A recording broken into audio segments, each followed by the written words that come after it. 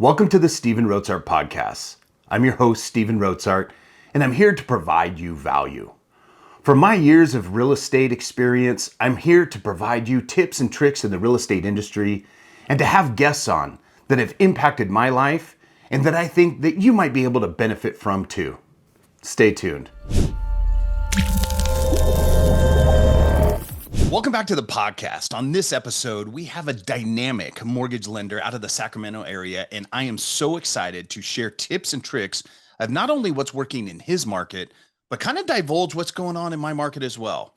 Matt Barba, welcome to the program, man. Thanks so much for joining us today. Thank you. I'm excited to be with you.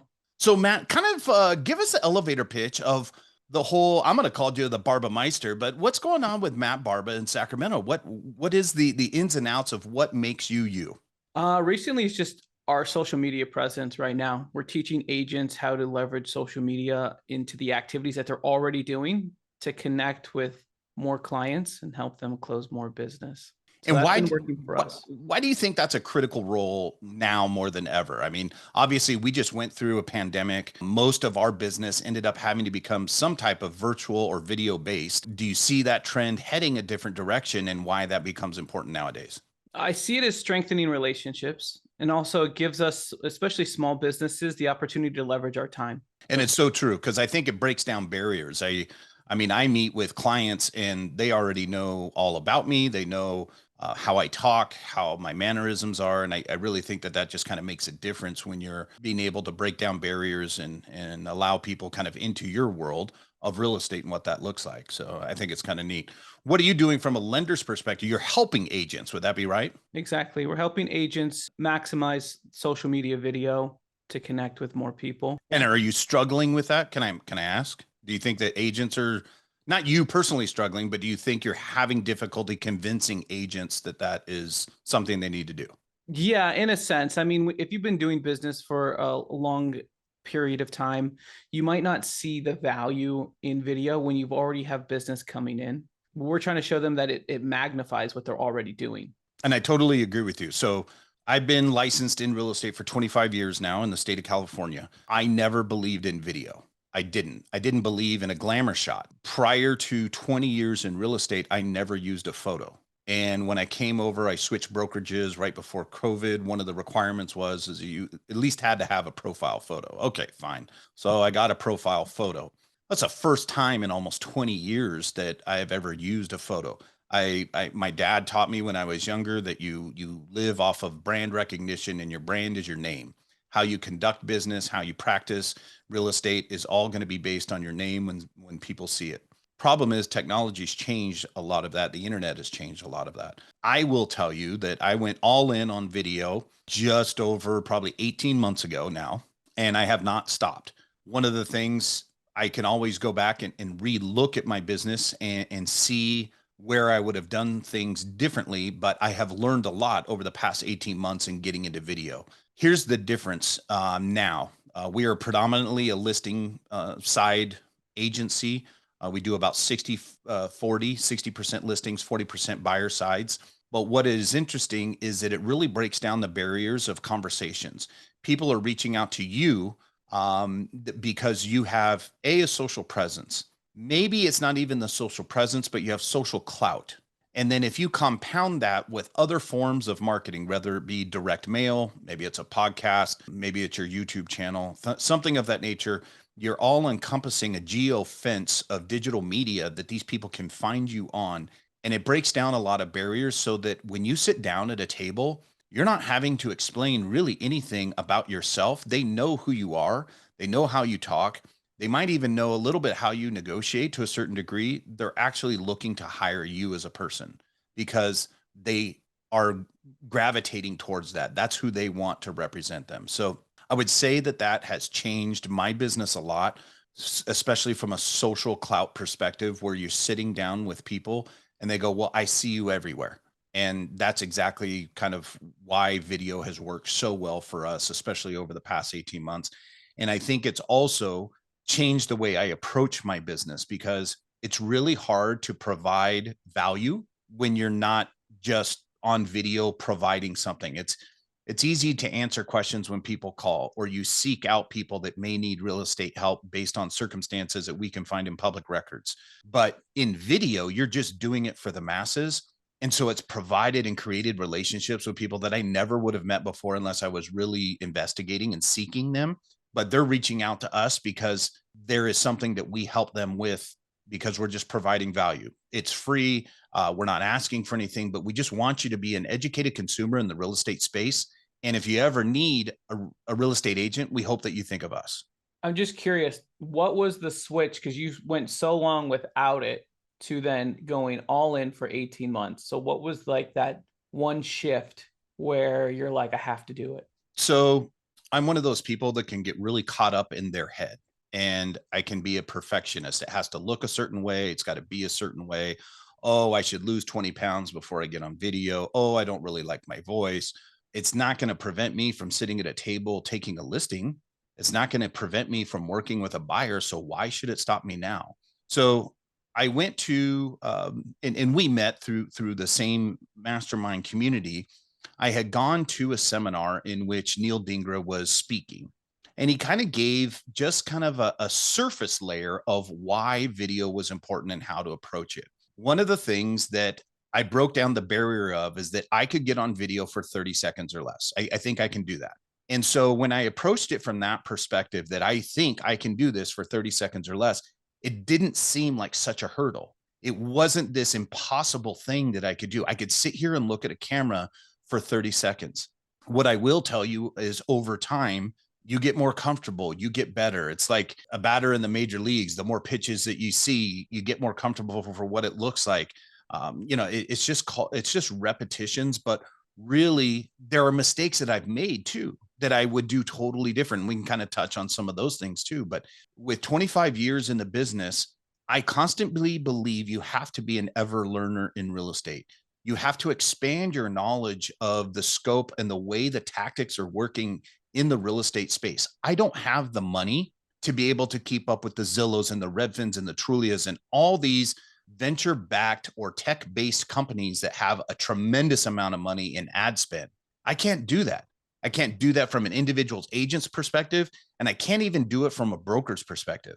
But what I can get you on is the level of service and the commitment to my community that are going to make a difference. And so if I can do that on a very small scale and very niche in what I'm trying to do in my community, and I provide video and value for those specific things, you'd be amazed at how organically you can kind of get known in your community fairly quickly. I looked at my numbers. I didn't believe in it at first, but I've been to different things now that have provided me the avenue to get better on video, and organically I cannot get in front of one of our videos that's hit 272,000. I could not, I don't have that kind of money to put my face in front of 272,000 people. But it is something that I didn't truly believe in wholeheartedly, but I felt I needed to do. But then it became proof that it actually just worked. If I just kept it doing it consistently, and you get on a regular trend and people get used to seeing your face. And a lot of people fear like, oh, well, Steve, if you're posting all the time, your followers are the ones that you're just going to annoy them. Actually, and Matt, you can actually kind of share some of this too. You'd be amazed at how many unfollowers are actually seeing our content more than our followers. Our followers only see about 10% of everything that we post. Everything else is unfollowers based on mannerisms of the algorithm. It's just been an avenue to reach out and create relationships with people that I never would have met. And it's been so fun. And I've learned more about myself. I've learned more about how we can help people in the real estate space. And it was really kind of cool. I just recorded a podcast this morning, as a matter of fact, because there was an article that came out with single women owning more real estate than single men. So I started looking at my own business.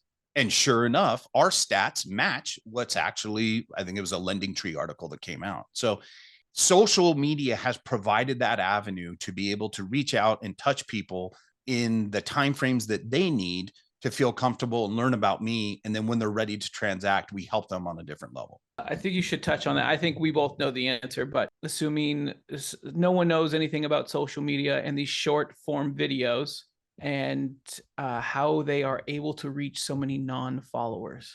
So it's really interesting. I never would have imagined that a 30-second or less video clip could touch hundreds of thousands of people in days, in Mhm. days. And short form video, and we can kind of expand on what I would have done different as we've gone down this road of video content. But short form video has just really, it's like gasoline. And the reason it is because it's like having an appointment with a client constantly when you sit in front of a camera and I'm explaining very nuanced parts of the real estate business. Maybe it's from tax savings advice. Maybe it's an investment perspective. Maybe it's how to save on a mortgage. Maybe it's how to buy a home with no money down. Maybe it's how to save when you sell a property as a seller. There's all these nuances of the real estate space, but you make them short, you make them creative, and you allow the user on the end to be able to be entertained with some short clip about what could be a very boring topic that is very normal in our space and that we talk about the language we use and things of that nature, but we twist it just enough and make it short enough. It could be not only entertaining, but provide value to that person at that time. And sharing that knowledge has just been a fun part of learning more about myself, how to help more people. But what it really does is that just with regularity of providing that value on a very short 30-second clip, week in, week out, whatever your pace and cadence is going to be, as long as you stay consistent, you get rewarded with unfollowers that view your content consistently.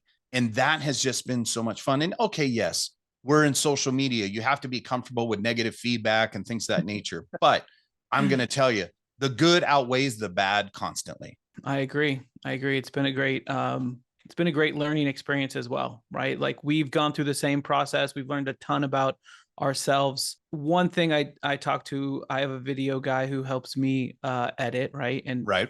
make my videos. But him and I had this long conversation with you start to, this is kind of dealing with imposter syndrome, but the whole be do have mentality that's really popular in real estate. It's actually true in lending too. When you start creating short form video, you start to become the content you create because you obsess and research, right? So Yes. we want to provide on our channel the most and best education we can. And so that leads me down to researching more loan programs and more ways for buyers to get qualified, or financing strategies and structures that really help the client. And so you kind of grow into the professional you've always wanted to be just by trying to provide more and more value through your content. So it's been a So cool true. process. That's so true. I mean, I mean, I think you nailed it right on the head right there, but because I think you actually spend more time researching than we do actually shooting the content. And Absolutely. and the results of that are like you said, it just makes you better, makes you much more well-rounded, more educated real estate agent in my space, a mortgage lender in your space. And I think the thing is that I am so on top of my marketplace now than I've ever been before. I am constantly studying. Some people say it's price per square foot. Some people say that no, I can get down to specific streets that are going to be different than others, where you are in the community, how your proximity to this particular school. It has gotten so deep on research so that you can be the expert that you need to be for your community. And I really think that social media has really forced me, to be honest with you, forced me to be the best that I can be. And I've loved the journey. I mean, there's things I would change, and we can kind of talk about those right now. But I think that short form video is something that allowed me with very basic barrier to entry to get into. Mm-hmm. I could get out of my own head. I could take literally my cell phone and put it on myself and start. That's how hard it was. Now you can always step up your game. You can do things differently. There is something that I would have done differently. Is there anything you would have done differently in the past, year, 18 months that you've been in this social media space? Yeah, absolutely. The first thing that comes to mind is, and I think we learned about this from Chris Do recently, was less sensational hooks. Yeah. Right. We had a lot of sensational hooks that got a ton of views. I think we've had several videos hit like 1 million to 2 million views, but the information was really, it was just a little bit too much clickbait, right? Right. The substance was good. the hook was too sensational. Right. So I would have probably toned those down a bit. That's the only thing I think I really would have changed. And same thing, more consistency. When I first started, it was one video a week. And I think I did that for 3 months. Okay. Now we're up to 5 a week. So looking back, I probably would have been more consistent earlier on. And then I probably would have dialed down the hooks just a little bit. And is that a sustainable cadence for you at 5 a week? 5 a week is, yeah. Okay. Again, that's why we're working hard to find more information, more education, trying to give everything away. We used to be like the gatekeepers to the guidelines on the lending side. And now it's like, how can we share all the beneficial guidelines that help someone get into a home versus like holding it all back until they call us. Right. Now we're just trying to get it all out early. Like you said, the more they know up front, the better they feel when they call us. And your industry has kind of been a roller coaster of, interest rates and everything over the past, 6 months to a year anyway. So you have been and done a tremendous job to get out in front of that and be able to explain to a consumer, hey, this is what's going on. These are ways that we can combat what's going on to benefit you as a buyer. But I think you've done a great job with that, with your content. I think on my side, I'm going to be a little bit different.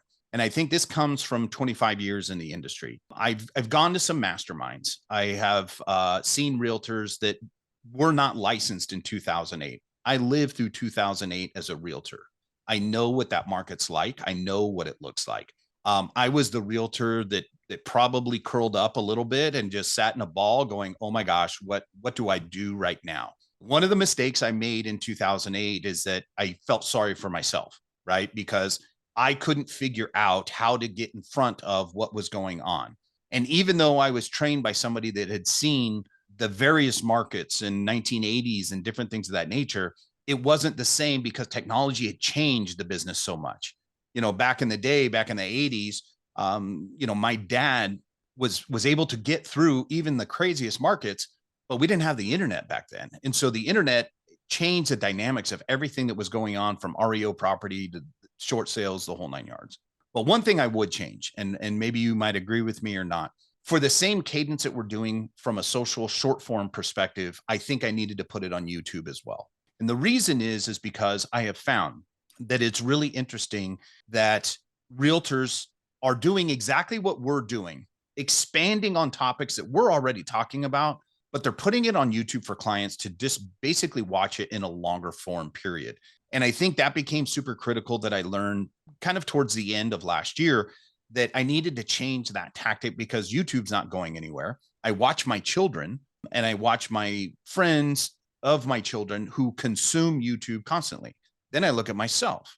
Okay, if I'm going to go find the answer to something, whether it's changing a light bulb in my automobile or researching some topic on how to use a camera, I'm on YouTube. Okay, but there are people that are doing that same thing in the real estate space. They're researching something about real estate, and I can provide them those answers. I've lived this journey. I've got 25 years into this. I've seen the good, bad, ugly, and the great. But I think the thing is that what kind of chapped me as a realtor that has been successful, and I use that term lightly because I don't think success is based on, we're in a weird industry where success is based on dollars, but I kind of look at it from the perspective of clients. How many clients have you helped and made them successful in the real estate space? I look at that and I see how many people are generating business just from YouTube that were never involved in 2008. Maybe they've only been licensed 5 to 8 years. And I think that's a super critical part of my business that I failed because I have a lot to share, but it took short form video for me to get comfortable and to sit in front of a camera and be able to just unleash and provide that value to where I was comfortable enough sharing and I didn't feel inhibited in any way, shape, or form. And I think short form did that for me. And I look forward to sharing a lot more of these things on YouTube and podcasting and things like that, that really kind of, paint a different picture of what goes on in our daily lives in the real estate and mortgage business. Yeah, I agree. We started posting to YouTube, but we are in the process of making longer form content, specifically, same thing, expand on the topics we've already discussed on Instagram and Facebook, but make it more detailed through YouTube. Yeah. Back to research real quick. I love San Diego, specifically North County. So I need to know the Bay Area scene. In 2 weeks, we went from clients getting sweet deals on the purchase to now sellers having the control again, multiple offers, things going over ask within a 2 week period. The market just flipped. What are you guys seeing? And I know San Diego is very dynamic because it's so large. So if you can kind of break that down for me, that'd be awesome. So San Diego is basically 47 square miles all around its perimeter. So it's pretty large compared to the Bay Area. But you're correct. Even our market, as the taping of this video, so here we are on the second week of February taping this, that the market has completely dynamically shifted. Now, there's factors involved that are out of our control that I think are possibilities. Let's start with everybody that did nothing at the end of the year and said, oh, hey, let's deal with it next year. Okay. You don't want to deal with it on your taxes. You don't want the stress during the holidays. Whatever your excuse was that you did not want to get off the fence to buy in 2022, you're now in 2023. Also, and you can share with this as a mortgage lender, we also saw rates dip a little bit over the past couple of weeks. Okay. Now, rates, when we say dip, yeah, half a point is kind of a big deal, but we have been able to help clients get rates even lower with programs that were available that probably got better deals at the beginning of the year than they will right now, because rates did dip and because people came back and got into the purchase phase. We're seeing sellers be able to go ahead and get over asking price now. Lots of concessions that existed before aren't really there anymore.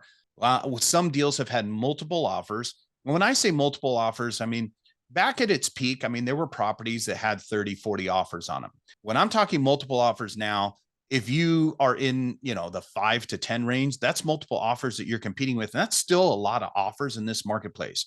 As a predominantly listing agent, I was telling clients, if we get 1 to 3 offers, that's good. So now we're back to 5 to 10 offers per property. And literally, we just had a client lose out on a property over the weekend that went $80,000 over asking price. Okay. So this is what's probably different than me, than every other agent that's out there. I care too much. Okay. I don't believe buyers are transactional. I think buyers are a relationship that you create and that they are relying on you for advice. And the biggest key about this is that I look at deals, because every purchase is a deal, even though it's going to be your principal residence. And this might be a place that you're going to raise your family.